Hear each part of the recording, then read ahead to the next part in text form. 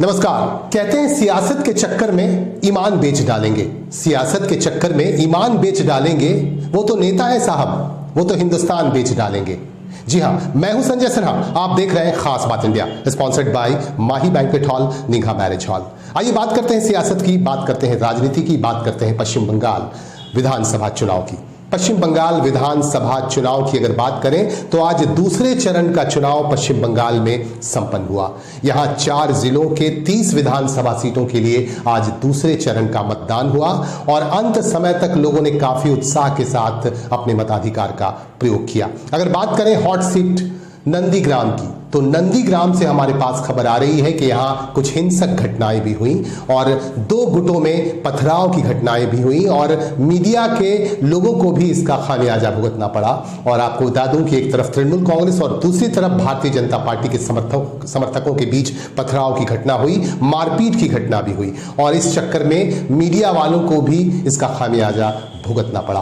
और after all आपको बता दूं कि नंदीग्राम में मताधिकार का प्रयोग लोगों ने किया है और अब इसके फैसले की तरफ सबकी निगाह लगी है। पूरा देश नंदीग्राम के फैसले की तरफ देख रहा है। 2 मई को मतगणना का काम होगा और इसी दिन ये जाहिर हो जाएगा कि नंदीग्राम को किसने फतह किया। एक तरफ ममता बनर्जी यहां खड़ी हैं, कॉन्टेस्ट कर रही हैं, दूसरी तरफ शुभेंदु अधिकारी। और आपको बता दूं कि आज नंदीग्राम में चुनाव चल रहा था। चुनाव के दौरान ममता बनर्जी अपने पुराने अंदाज में पहुंच गई और पुराने अंदाज में पहुंचने के बाद यहां काफी भीड़ भाड़ लग गई, काफी अफरा तफरी का माहौल कायम हो गया, जिसकी वजह से चुनाव काफी देर तक बंद रहा। ईवीएम मशीन्स भी कई जगह खराब हुए, जिसकी वजह से जो है चुनाव काफी देर तक बंद रहा, जिसकी वजह से लोगों को काफी परेशानी भी हुई।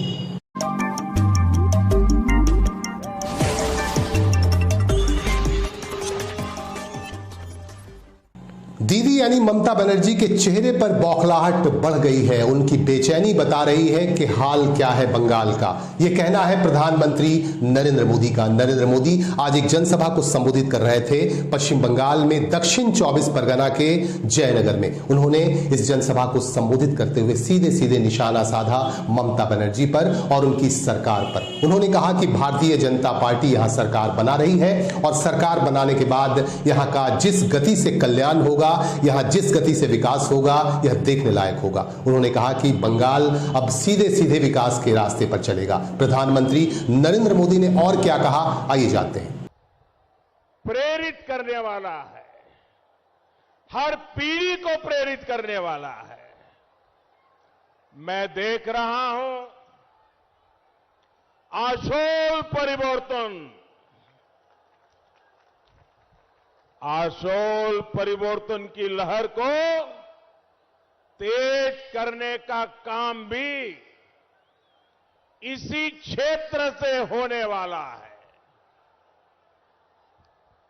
पहले चरण में बंगाल में हुए शांतिपूर्ण और रिकॉर्ड ब्रेक मतदान में लोगों ने बीजेपी को भारी समर्थन दिया है। कुछ हफ्ते पहले तक बंगाल के लोग कह रहे थे कि बीजेपी इस बार 200 सीटें पार कर जाएगी,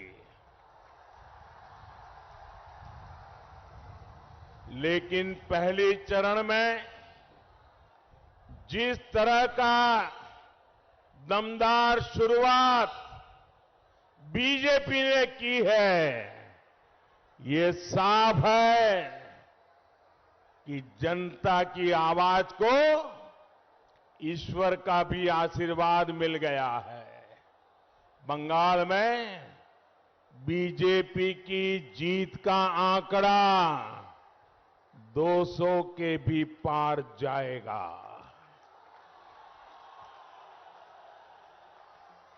आज दूसरे चरण में भी लोग भारी संख्या में पोलिंग बूथ पर पहुंच रहे हैं। हर तरफ बीजेपी ही बीजेपी है, बीजेपी की लहर है। चुनावी खबरों के बीच हम आपको एक ऐसी खबर बताने जा रहे हैं जिसे सुनकर आप हैरान रह जाएंगे, जिसे सुनकर आप दहशत से भर उठेंगे। मामला एक दंपति का है। एक दंपति को घायल हालत में खून से लथपथ उनके ही घर में पाया जाना वाकई कई तरह के सवालिया निशान लगाता है। यह मामला आसनसोल के हीरापुर थाना क्षेत्र का है। आसनसोल के हीरापुर थाना क्षेत्र के काला झरिया इलाके में रहने वाले एक दंपति अनिल बावरी और सुंदरा बावरी को उनके ही घर में घायल हालत में खून से लथपथ आज सुबह पाया जाता है। उनके पड़ोसी देखते हैं कि दोनों खून से लथपथ पड़े हैं। फौरन पुलिस को इसकी सूचना दी जाती है। पुलिस यहां पहुंचती है और पुलिस पहुंचने के बाद तफ्तीश शुरू कर दी जाती है। दोनों को आसनसोल जिला अस्पताल भेज दिया जाता है और जिला अस्पताल में जाने के क्रम में पत्नी सुंदरा बावरी की मौत हो जाती है। चिकित्सक सुंदरा बावरी को मृत घोषित करते हैं। बाद में उनका पोस्टमार्टम किया जाता है। आखिर ऐसा क्यों हुआ? आखिर दोनों घायल क्यों थे? पुलिस का यह मानना है कि हो सकता है पति अनिल बावरी ने अपनी पत्नी पर हमला किया हो और इसी चक्कर में पत्नी सुंदरा की मौत हो जाती है और वह भी घायल हो जाता है। बहरहाल मामले की तफ्तीश की जा रही है और तफ्तीश के बाद ही यह साफ हो पाएगा कि आखिर यह मामला क्या है। पति ने हमला की या फिर कोई और आकर दोनों पर हमला करता है। यह बात तभी साफ हो पाएगा जब पूरी तरह से तफ्तीश होगी। पुलिस अपने तरीके से तफ्तीश करेगी, तभी यह बात साफ हो पाएगी। বাথরুমে কল কেটে দিলি দিয়ে ওই দাদাটাকে ফোন করলাম যে ওদিকে ঘুরছিল ঘুরতে গেলাম মানে মাঠে মানে ঘুরতে গেলে সকাল থেকে মাঠে ঘুরতে দেখলে কেমন এসে বোধে এই কোপারটা খুলেছিল আমি এসে বোধে দেখছে এটা খোলা ছিল সেদিন। হ্যাঁ তারপরে খুললাম আমি ভাবলাম কি জানি গরু অনেক টাইম ঢুকে যায় তো আমি ভাবলাম যে গরু তো হয়তো মাকে পা দিয়ে নিয়েছে। তারপরে দেখছি বাবাও ইয়ে হয়েছে তখন যেটুকু জমিতে ডাকি তো কিছু বুঝতে পারছি না। আমরা মর্নিং ওয়াক থেকে এসে দেখছি একদম দুজনে পড়ে আছে রক্তাক্ত অবস্থায়। তো আপনি কি করে জানতে পারলেন যে আমি মর্নিং ওয়াক করে ফেরার সময় ছেলে ফোন করে যে বাবা তুমি তাড়াতাড়ি এসো, এইটুকুই বললো খালি, দিয়ে একটা কান্নার রোল। আপনার কে লাগেনি ভাই আপনি এসে কি দেখলেন? আমি দেখলাম দুজনের ডেড বডি পড়ে আছে। ডেড বডি মানে ভাই ওকে জড়িয়ে আছে। তো কি মানে কি মনে হচ্ছে যে কি মনে হচ্ছে ব্যাপারটা তো বুঝতে পারছি না, কিন্তু মেরেছে এটা তো। আরেকটা জিনিস দেখা গেলো যে ছেনি হাতুড়ির মধ্যে রক্ত লাগান, তো আপনাদের কি মনে হচ্ছে দিয়ে এটা দিয়ে মার্ডার করা হয়েছে না নিজেদের মধ্যে? এটা বলতে পারছি না। নিজেদের মধ্যে তো কিছু মনোমালিন্য তো খুব একটা দেখি না। ঘটনা ঘটেছিল ঘটনাটা তো মানে আমাকে সকালবেলায় মোটামুটি 6টার সময় আমাদের এখানে যে এক্স কাউন্সিলর আছেন সুদাময় বাউরি ফোন করেছে, বললো একটা বাড়িতে জলদি আয়, ঠিক আছে, আমাদের অনিলের বউকে কে মেরে দিয়েছে। আমি সঙ্গে সঙ্গে একটু শুধু মুখ হাতে জল নিয়ে আমি এসে আসলাম। আস্তেই আমি ওনাকে বললো যে কী পরিস্থিতি কী, বললো যে মনে হয় অনিল বেঁচে আছে। তা আমি বললাম ঠিক আছে, হাসপাতালে নিয়ে যাওয়ার ব্যবস্থা করো। ওকে হসপিটাল নিয়ে গেছে। আমি এসে দেখলাম ওকে হাসপাতাল নিয়ে গেছে।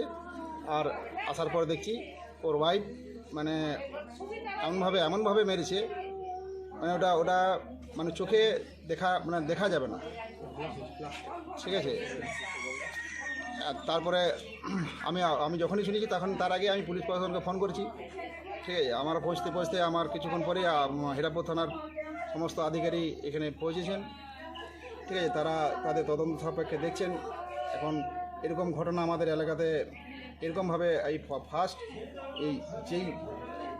যেই এই ঘটনা ঘটিয়েছে তার জন্য উপরন্ত শাস্তি হয় আমরা পুলিশ প্রশাসনের কাছে অনুরোধ করেছি। এই যে অনিল বাবুরি যিনি আছেন উনি কি কোনো রাজনৈতিক দলের বা কোনো শত্রুতা? না, কোনো রাজনৈতিক দল না, উনি রাজমিস্ত্রির কাজ করেন, ঠিক আছে।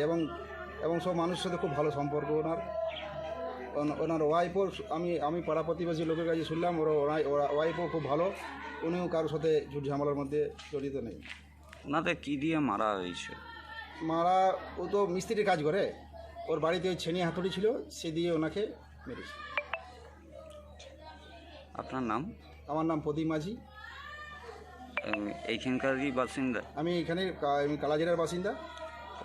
এটা আমার বাবা এক্স কাউন্সিলর, আমি ওনার ছেলে। এটা কোন গ্রাম পড়ছে? এটা ধেনুয়া এটা 94 নম্বর ward Asansol municipal corporation. Corona virus फिर से रफ्तार पकड़ता जा रहा है। देश भर से जो खबरें हमें मिल रही हैं, उन खबरों के मुताबिक अब तक 5,830 लोगों की मौत हो चुकी है। दूसरे चरण में कोरोना फिर से एक बार दस्तक दे चुके हैं और 6 राज्यों से बहुत ही चिंताजनक खबरें हमारे पास पहुंच रही हैं और 6 राज्यों में लगातार मामले बढ़ते जा रहे हैं। देश के दूसरे हिस्सों तक भी ये मामला पहुंच सकता है, कोरोना वायरस पहुंच सकता है, इसलिए सावधान रहने की जरूरत है। इसकी वजह जानते हैं क्या है? इसकी वजह है लापरवाही। अभी भी लोग बेहद लापरवाह हैं, न मास्क का इस्तेमाल करते हैं, न सोशल डिस्टेंसिंग को मान रहे हैं। यही वजह है कि कोरोना ने एक बार फिर से रफ्तार पकड़ ली है और ये बेहद ही चिंता का विषय है। 6 राज्यों से बहुत बुरी खबर आ रही है और मरीजों की संख्या हर रोज मिल रही है और मरने वालों की तादाद भी बढ़ती ही जा रही है। इस पर विचार करने की जरूरत है और इससे बचने के लिए सावधानी बरतने की भी बेहद जरूरत है।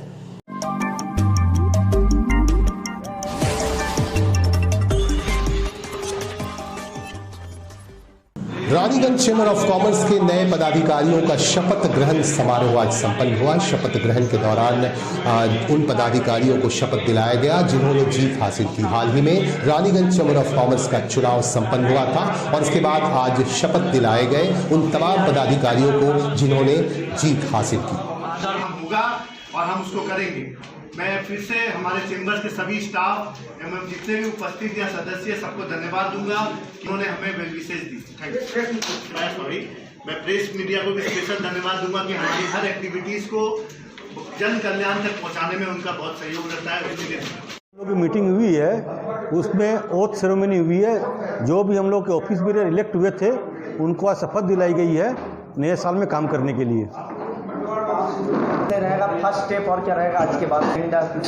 आज के बाद से हम लोग कल से चार्ज ले लेंगे और चैम्बर की डे टू डे एक्टिविटी में एक्टिवली काम करना शुरू कर देंगे। जहाँ भी डिपार्टमेंट ने हम लोग खबर देना है, नई टीम के बारे में बताना है और अपना डेवलपमेंट का चैम्बर का जो काम है उसको शुरू करेंगे। साथ में यहाँ आपका क्या क्या कार्यक्रम किया चैम्बर द्वारा, ये सेक्रेटरी साहब बताएंगे आपको। हमारी नई कमेटी ने हैंडओवर लिया है रानीगंज चैम्बर ऑफ कॉमर्स वर्ष 2021-22 के लिए और इस कमेटी के हैंडओवर के दौरान हमें गायत्री परिवार से श्री कन्हैया सिंह जी ने आशीर्वाद के रूप में गंगा जल एवं कुछ बुकलेट्स दी है ताकि हम आध्यात्मिक होते हुए चैम्बर की गतिविधियों को बढ़िया से चला सके।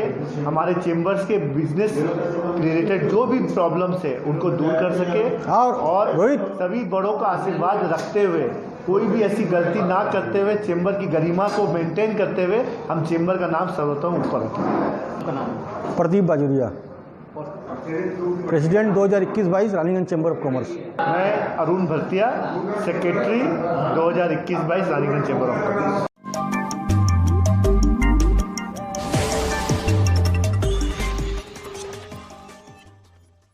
बाराबनी इलाके के दोमहानी हाट तला इलाके से सनसनीखेज खबर आ रही है।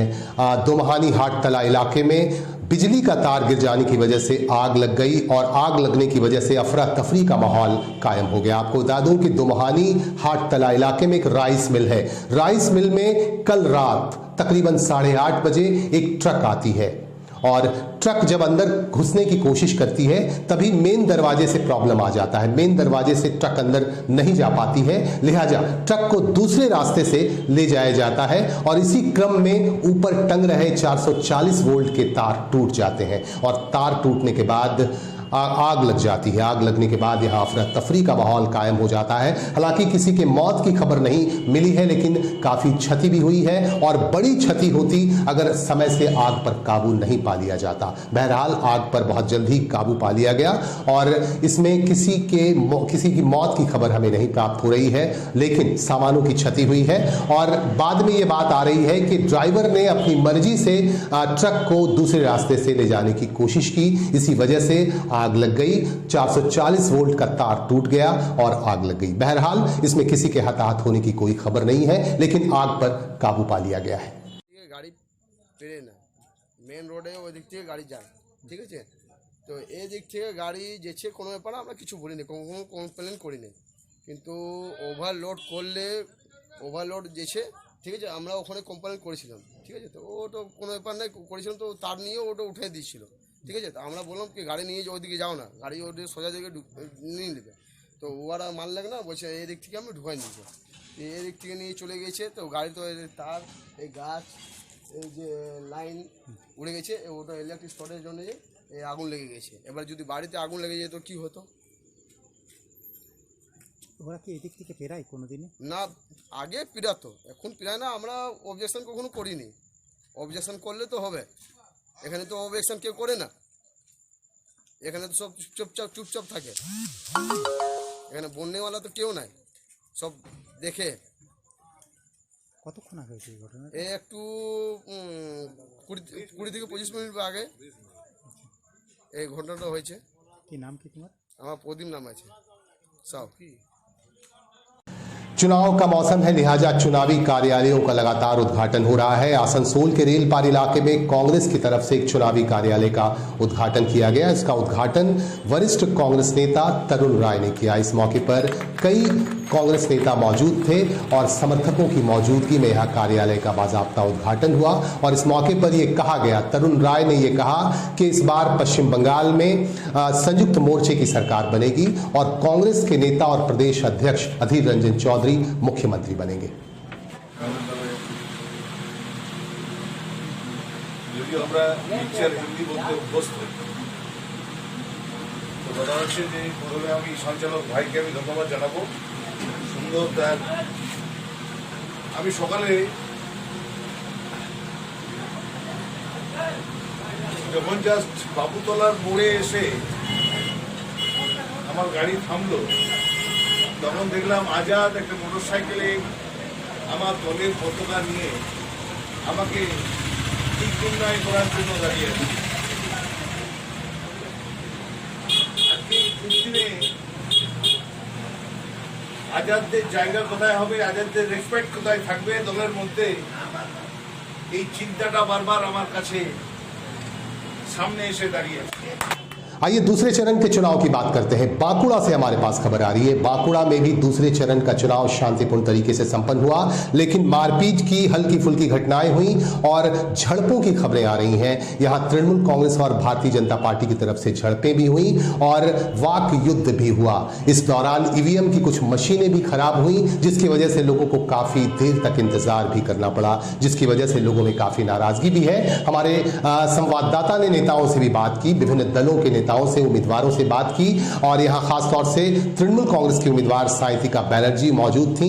साइंतिका बैनर्जी से हमारे संवाददाता ने बात की, पूर्व विधायक से हमारे संवाददाता ने बात की और दूसरे नेताओं से भी ये जानने की कोशिश की कि आखिर मामला क्या हुआ।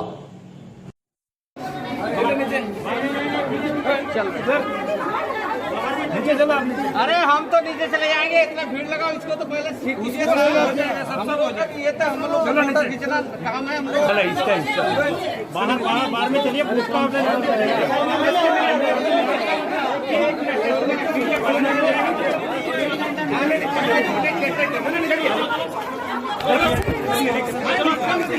धक्का क्यों मार रहा है, धक्का क्यों मार रहा है, आप लोग धक्का क्यों मार रहा है?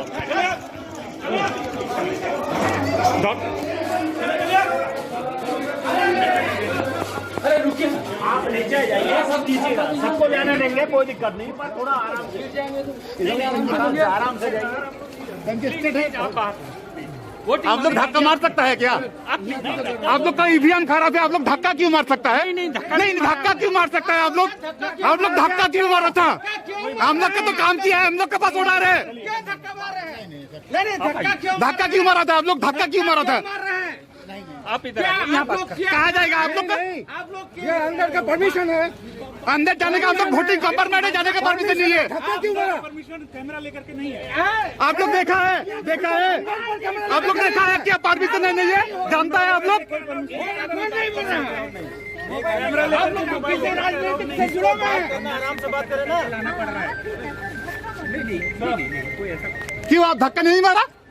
एक साथ कैमरा लेकर के बैठा है तो उनको बाहर लाने के लिए तो मेरा घाट के ऊपर धक्का पड़ गया। नहीं, आपको ऐसे किया है हमारे जवान ने कि चलिए जवान से नहीं है, देखिए आप खुद थे। अच्छा आप बताइए क्या क्या क्या क्या कहना चाहिए? हमारा काम है कि जो भी कैंडिडेट आ रहा है, जो भी ये खराबी है, देखो एक मिनट, ये कंप्लेन आया तभी हम लोग आपके पास आए हैं। मैं एक्सप्लेन कर दूं आपको? हाँ बोलिए।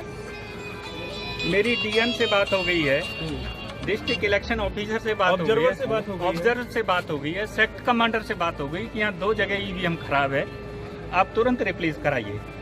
दे टोल्ड कि मैं अभी 2 मिनट में अपने किसी सेक्टर कमांडर को भेज करके ब्लॉक से ईवीएम लेकर के अभी भेज रही। कितना टाइम से बंद है? 1 घंटा हो गया था। 1 घंटा हो गया। 1 घंटा पहले से खराब हो गया बता दिया, और वो इसको रिजॉल्व करने की कोशिश कर रहे हैं। कौन सा नंबर का बूथ है? 1117, 115 और 119, 115, ठीक है। 1 घंटा क्यों लग रहा है? अब ये एक्चुअल में जो ईवीएम लेके सेक्टर कमांडर घूम रहा है, उसके पास 2 ईवीएम थी, वो ऑलरेडी यूज हो गई। ভালোভাবে হচ্ছে, অনেক জায়গায় ভালোভাবে হচ্ছে, আবার আমার সবচেয়ে স্ট্রং যে বুথগুলো সেগুলোতেই আবার ইভিএম মেশিন খারাপ হয়ে যাচ্ছে। আমার দুটো মানে মোস্ট স্ট্রং বুথ যেখান থেকে আমরা লিড পাই, যেখান থেকে মমতা ব্যানার্জিকে মানুষে ভোট দেয়, সেইখানে 2 ঘন্টা ভোট হয়নি সকাল থেকে। তো খুব এই কোইন্সিডেন্সটা ভীষণই আনন্যাচারাল, এটা বিশ্বাসযোগ্য হচ্ছে না যে টেকনিক্যাল ইস্যুটা এতটা টেকনিক্যাল ইস্যু হতে পারে। স্ট্রং বুথগুলোতেই টেকনিক্যাল ইস্যু হচ্ছে। অভিযোগ আমাদের করা হয়েছে, আমাদের জানানো হয়েছে, এবং সেই অনুযায়ী ইঞ্জিনিয়ার এসে ঠিক করেছে। এখন ভোটটা হচ্ছে, মানুষে অনেক ফেরত চলে গেছে, 2 ঘন্টা ধরে অপেক্ষা করে তারা তো ফেরত চলে যাবেই। তো সেটারই সুযোগ হয়তো বিরোধী দলেরা ভাবছেন নিতে পারবেন, কিন্তু আমি বলে দিই যে বাংলা এবং বাঁকুড়ার মানুষের যত ইভিএম মেশিন খারাপ থাক, তারা বাড়ি চলে গেলে তারা ফেরত এসে মমতা ব্যানার্জিকেই ভোট।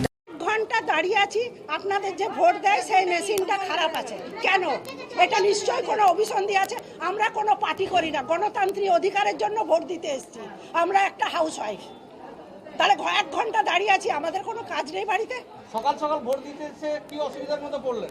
সকাল সকাল ভোট দিতে এসে সবাই পুরোটাই দাঁড়িয়ে আছি, গোটা নাই অসুবিধা। ভোট দিয়ে এখন বাড়িতে গিয়ে নিশ্চয়ই কোনো কাজ আছে, ইয়ে নয় বসে থাকার জন্য।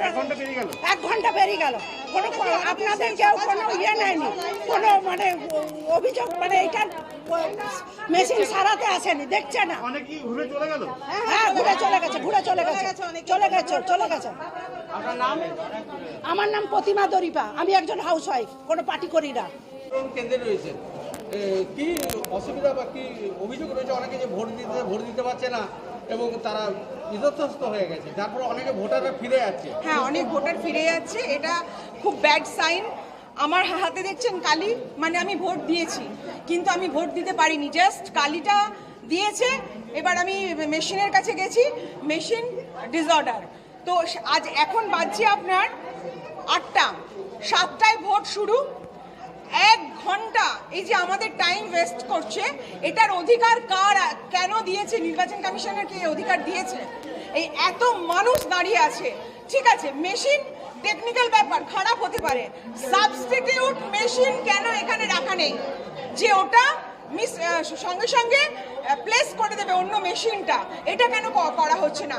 ভোটারদের সঙ্গে প্রথম থেকে নির্বাচন কমিশনের আমার মনে হচ্ছে, আমার বলা উচিত নয় তবুও বলছি, এত মানুষ দাঁড়িয়ে আছে, তারা চলে যাচ্ছে, তাদের যে অধিকার সেটা তারা প্রয়োগ করতে পারছে না। খারাপ মেশিন হওয়ার ফলে মানে আপনি কি কাউকে অভিযোগ জানিয়েছেন নির্বাচন কমিশনের মধ্যে? হ্যাঁ, আমি ওই আমাদের যিনি অবজারভার ওনাকে আমি ফোন করেছিলাম, আসছে বলছে, কিন্তু কেউ আসছে না। এখানে যিনি অফিসার আছেন তিনিও বারবার দেখছি আমি, উনি অনেকবার চেষ্টা করছেন, ফোন করছেন, এবং উনাদের নিজেদের মধ্যেই একটা মিসআন্ডারস্ট্যান্ডিং হচ্ছে যে উনি ঠিক করে সিল করেননি, তাই এটা ডিসঅর্ডার হয়ে গেছে। এতে আপনাদের কতটা ক্ষতি হবে ভোটারদের?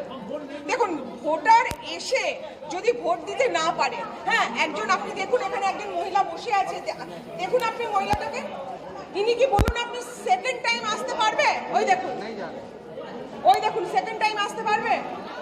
একজন ইনক্যাপেবল মানে জেন্টলম্যান অনেকে এসেছে যারা আরেকবার আসতে পারবে না, তো তাদের জন্য তো খুব অশুভ সংকেত প্রথম থেকে আমি বুঝতে পারছি। আপনি কি প্রথম ভোটার ছিলেন? আমি প্রথম ভোটার ছিলাম। দেখুন কালি দিয়েছেন, অথচ আমি ভোট দিতে পারিনি। पश्चिम बंगाल में पांडवेश्वर विधानसभा क्षेत्र से भारतीय जनता पार्टी के उम्मीदवार जितेंद्र तिवारी ने आज एक प्रेस मीट की। प्रेस मीट के दौरान पत्रकारों से उन्होंने कहा कि उनके विधानसभा क्षेत्र पांडवेश्वर में उनके जो निकटतम प्रतिद्वंदी हैं नरेंद्र नाथ चक्रवर्ती, तृणमूल कांग्रेस के उम्मीदवार हैं, उनकी तरफ से लगातार धमकी दी जा रही है, लगातार डराया धमकाया जा रहा है यहाँ की जनता को, पांडवेश्वर की जनता को। इस तरह के आरोप जितेंद्र तिवारी ने लगाए। मीडिया से बातचीत के क्रम में उन्होंने और भी कई पक्षों की जानकारी पत्रकारों को दी और आपको बता दूं कि इस मौके पर कई लोगों ने भारतीय जनता पार्टी का दामन भी थामा। আমি বলছি যে আজ পর্যন্ত মোদিজি কোনো ভালো কাজ করেন, আজ পর্যন্ত একটা ইস্যুতে বলুন তো যে মোদিজিকে সমর্থন করা হয়েছে। সার্জিক্যাল স্ট্রাইক করলেন সেটারও সমালোচনা করা হয়েছে, চীনের সঙ্গে লড়ছেন সেটা তো সমালোচনা করা। তো যদি আপনার চিন্তাধারাই হয় যে কোনো কাজে মোদিজির সমালোচনা করবেন, তাহলে আজকে আপনি করবেন না, এটা তো স্বাভাবিক। কিন্তু কোর্টে যাচ্ছেন, তার মানে সবচেয়ে বড় কোর্ট তো জনগণের কোর্ট, তার জনগণের কোর্টের দ্বারা প্রত্যাখ্যাতই হয়েছেন, আপনি আপনাকে প্রত্যাখ্যান করেছে, তাই আপনি অন্য কোর্টের কথা বলেন। हम लड़ रहे हैं, लोकतंत्र की लड़ाई में हम लोग बहुत आगे हैं, लेकिन बम गोली की लड़ाई में हम नरेंद्र चक्रवर्ती से हाथ जोड़ के बोलते हम उससे हार गए। बम गोली का लड़ाई में हम उससे नहीं सकेंगे। हम हाथ जोड़ के बोलते हैं नरेंद्र चक्रवर्ती जी को, प्लीज़ वोट में जीतने के लिए बम गोली का लड़ाई मत जाइए, क्योंकि बम जिसके ऊपर चलेगा वो भी पांडेसर का लड़का होगा, जो चलाएगा वो भी पांडेसर का लड़का होगा, जो मरेगा वो भी पांडेसर का, जो जेल जाएगा वो भी पांडेसर का।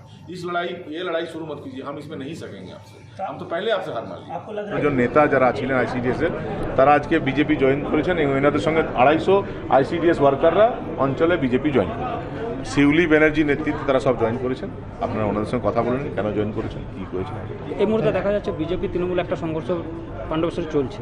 না, আমি তো এটাতে পরাজয় স্বীকার করে নিচ্ছি, আমি লড়াইয়ে পারবো না। আমি বলছি তো বম গুলি এইসব লড়াই আমি পারবো না। আমি বলছি যে বম গুলি যে বেশি বম চালাতে পারবে তাকে যদি উইনিং সার্টিফিকেট দেওয়া হবে, মেডেল দেওয়া হবে, তো সেটা নরেনকে আজকেই দিয়ে দেবে। আমি ওই লড়াই নেই। গণতান্ত্রিক ব্যবস্থায় যদি লড়াই হয় তো সেই লড়াই আমি লড়তে রাজি আছি। মানুষের পাশে কে থাকতে পারে, মানুষকে কে সেবা করতে পারবে, মানুষের কাজ কে করতে পারবে, এসবের যদি কম্পিটিশন হয় তাহলে আমি আছি। এবং এই কম্পিটিশনে আমরা বলছি পাণ্ডবেশ্বর অন্তত 50,000 ভোটে আমি জিতব। কিন্তু বম কে বেশি চালাবে, কে বীরভূম থেকে লোক আনতে পারবে, কে বমের মশলা বানতে পারবে, এসবের কম্পিটিশন হলে আমি নরেনকে হাত জোড় করে বলছি, ভাই তুমি জিতে গেছো, আমি হেরে গেছি, এসব লড়াই আমি নাই। তো এই অভিযোগ আপনি কথা করেছেন? এই তো আজকে যে এফআইআর হয়েছে। নির্বাচন কমিশন কি জানাচ্ছেন আপনি? আরে পুলিশ তো পার্ট অফ নির্বাচন, পুলিশ তো অলসো পার্ট অফ নির্বাচন। পুলিশকে জানানো হয়েছে মানে নির্বাচন কমিশন জানানো। এদিকে নির্বাচন কমিশনের তো কীরকম সহযোগিতা পাওয়া যাচ্ছে? আপনি দেখা যাক কী করে। আমি তো জানি না, যে আমি আলটিমেটলি জিজ্ঞেস করবো আমরা যে কিসের কম্পিটিশন হবে, দেখা যাক কী করে। এই আজকে ঘটনা ঘটেছে, সহযোগিতা না পাওয়া যায় তাহলে যদির কথা পরে দেখা যাবে, আমি সহযোগিতা না পেলে আমি পারবো না, আমি বম গলিতে পারবো না। তো তারা কী করতে হবে? আজকে ওরা আমাদের কয়জনকে মেরেছে, তাহলে আমার সঙ্গে 500 লোক ছিল, তা আমাদের পাল্টা কি আমি পারবো? আমার লোক গিয়ে মারুক, এটা হবে নাকি? যে মার খাবে সেও তো পাণ্ডবেশ্বর লোক, যে মারবে সেও পাণ্ডবেশ্বর, যার মাথা ফাটবে সেও পাণ্ডবেশ্বরে, যে মাথা ফাটাবে সেও পাণ্ডবেশ্বর। তো আমি তো এখানে লোকের মাথা ফাটাবার জন্য যাইনি, আমি গেছি কী করে মানুষের পাশে থাকবো। লকডাউন সময় তো আপনারা দেখেছেন মানুষের পাশে কীভাবে থেকেছি। আমার এটাই নেশা, আমি মানুষের কাজ করতে চাই। আমি তো নই, বস নই, বস হওয়ার জন্য যাইনি। ধন্যবাদ স্যার।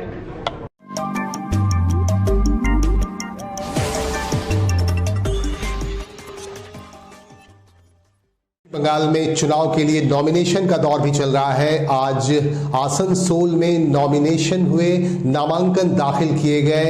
संयुक्त मोर्चे के उम्मीदवार ओएसी घोष और आसनसोल साउथ के उम्मीदवार प्रशांत घोष ने पर्चे दाखिल किए। इस मौके पर यहां पदयात्रा भी निकाली गई। आप इन दृश्यों में देख सकते हैं कि दोनों उम्मीदवारों ने पदयात्रा के जरिए यहां तक पहुंचकर नामांकन दाखिल किया। उनके साथ सैकड़ों की तादाद में समर्थक मौजूद थे और यहां तक पहुंचकर आसनसोल में नामांकन स्थल तक पहुंचकर इन दोनों उम्मीदवारों ने, इन दोनों प्रत्याशियों ने पर्चे दाखिल किए और मीडिया से बातचीत के क्रम में इन्होंने ये विश्वास दिलाया कि आसनसोल साउथ और जामुरिया विधानसभा क्षेत्र से संयुक्त मोर्चे को जीत का सहरा मिलेगा और उन्होंने पूरा भरोसा दिलाया कि संयुक्त मोर्चे को पूरे बंगाल में जीत का सहरा मिलेगा और मुख्यमंत्री की कुर्सी पर भी संयुक्त मोर्चे का कोई नेता ही बैठेगा। इस तरह की बातें दोनों उम्मीदवारों ने कही।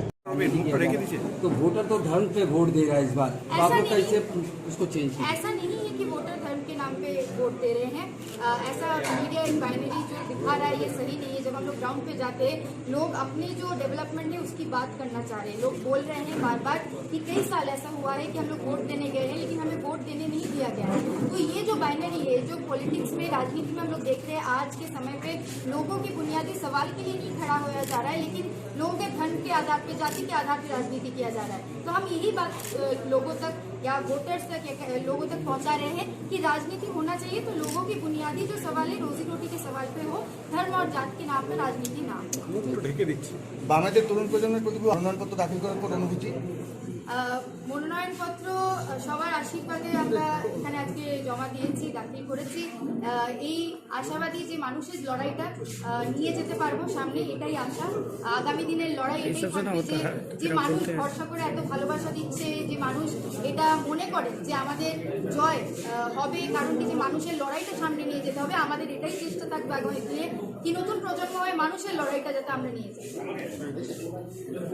आसनसोल के गोरांडी स्थित जंगल में आज अचानक आग लग गई। स्थानीय लोगों ने जब यह देखा तो हैरान रह गए। उन्होंने देखा कि जंगल में धू धू करके आग की लपटें उठ रही हैं और आग की वजह से बहुत सारे पेड़ जलकर राख हो गए। आखिर ये काम किसने किया होगा? जिसने भी किया होगा ये बहुत ही गलत है।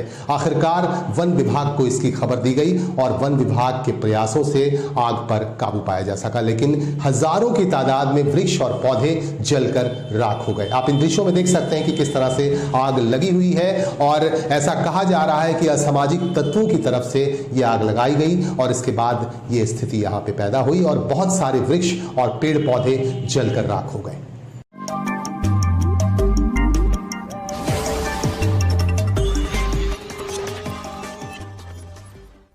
इन्हीं बातों के साथ हम लेंगे आपसे विदा। आप हमारे साथ बने रहें और अपने सुझाव हम तक पहुंचाते रहें। और इस विधानसभा चुनाव को लेकर आप क्या सोचते हैं, अपनी राय हमें जरूर दें। कमेंट बॉक्स में जाकर सीधे अपनी राय हमें भेजें, हम आपकी राय का स्वागत करेंगे। आज के लिए बस इतना ही। नमस्कार।